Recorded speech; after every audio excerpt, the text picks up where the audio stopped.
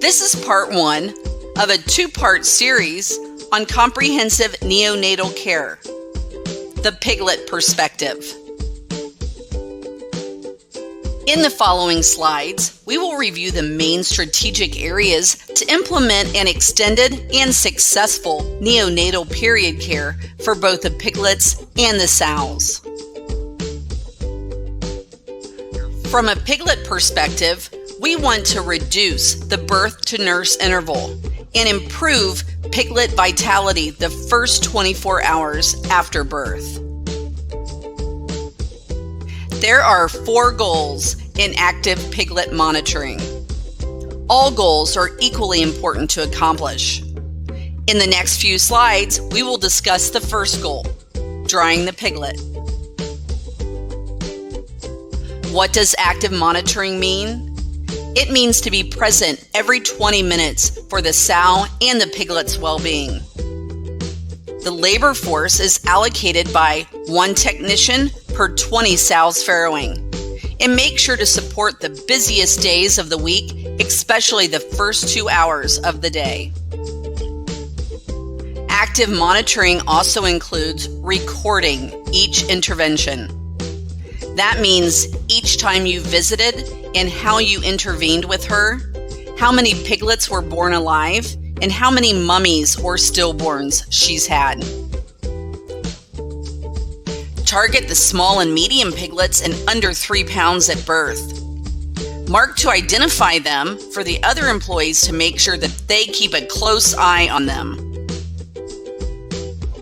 It's important to provide extra support when monitoring the first 2 hours of each day. You can do this by focusing on drying the at-risk piglets first thing in the morning. Newborn piglets' rectal temperature drops dramatically in the first 30 minutes after birth. Their temperature goes from 102 to below 93 degrees Fahrenheit. Focus on the small and medium piglets. Their access to colostrum will be more challenging. By doing this, you will shorten the birth-to-nurse interval, which will result in higher survivability rate. Reducing birth-to-nurse interval is key for survivability.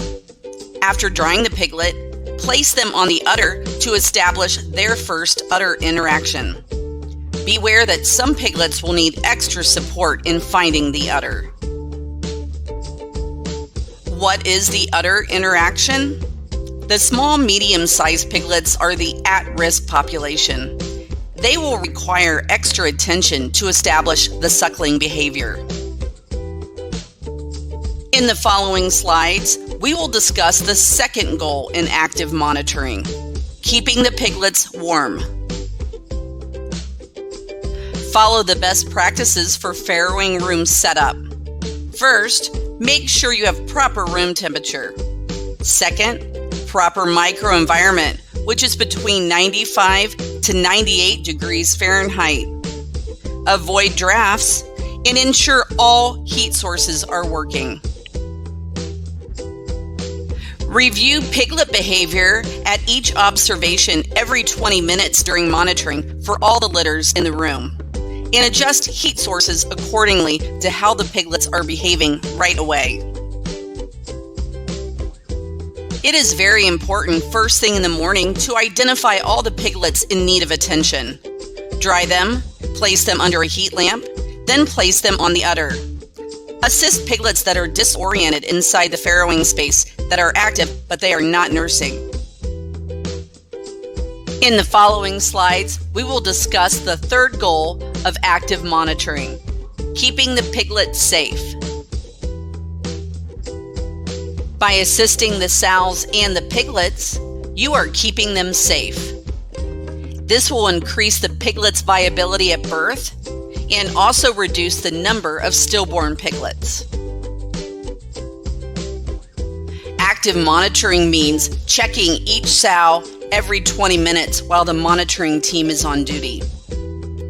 You can check the birth canal following your protocols if there is not a new piglet born after 30 minutes, the last piglet is born but completely dry, or there are presence of stillborns. Do not forget, it's important to keep the creep area temperature in the correct range and the heat sources in working conditions. This is part of keeping the newborn piglets safe. Check the piglet behavior in the creep area and adjust the heat if you notice they are too cold or too hot. The fourth goal in active monitoring is making sure those piglets have full bellies. Here are some colostrum intake quick facts. First, the quicker the better. Second, as much as possible. And third, the small and medium piglets need at least 7 ounces of colostrum. By doing these things, you will lower the birth to nurse interval, which will lower the mortality. First thing in the morning, it is very important to identify and mark any empty-bellied piglets born overnight. Also, empty-bellied piglets that are vital and trying to nurse, and sleepy and empty-bellied piglets that are sleeping under the heat source. It's important to check every 20 minutes to make sure that the marked piglets are nursing comfortably without competition. Identify situations with utter competition. Small, medium piglets need to nurse without the competition. Split suckling management is an effective tool to reduce utter competition and to ensure those marked piglets get colostrum. Active monitoring every 20 minutes, first thing in the morning, is key for a world-class execution for any comprehensive neonatal care. From the piglet perspective, keeping them dry, warm, safe, and full bellies is a fundamental practice as a whole to increase their survivability.